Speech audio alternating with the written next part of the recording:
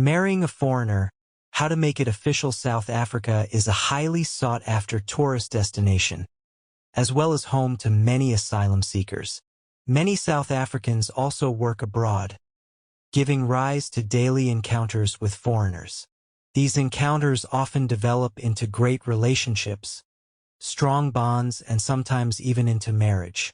So, for those whose love expands across oceans and borders, it is essential to make sure your potential marriage is official.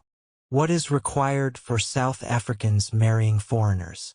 The process can be simple if you plan and prepare correctly, and your preparation can also save you a great deal of time and money.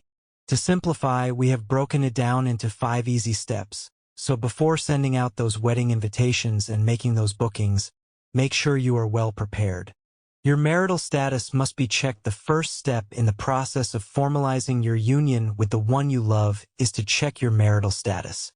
Due to the high number of South Africans falling victim to corrupt officials marrying them without their knowledge to desperate foreigners attempting to get into South Africa, it is crucial that you make sure your status has not been tampered with. Many countries, including South Africa, require proof that you are not already married. Letter of no impediment. As mentioned previously, many countries require proof that you are not already married in order to approve your marriage taking place. This brings us to the next step in the process, which is the letter of no impediment. This is a document that you will get from the Department of Home Affairs if you are a South African citizen, stating there is nothing to stop you from getting married. The document may go by other names in other countries, and you will be required to register this with these other countries. Tying the knot. This is the fun part, and although it may differ from country to country, the concept remains the same. The important thing here is to be extremely careful to keep all documents relating to the marriage process or wedding. In South Africa, the most important document is the marriage register. Without this, the Department of Home Affairs will be unable to generate your marriage certificate.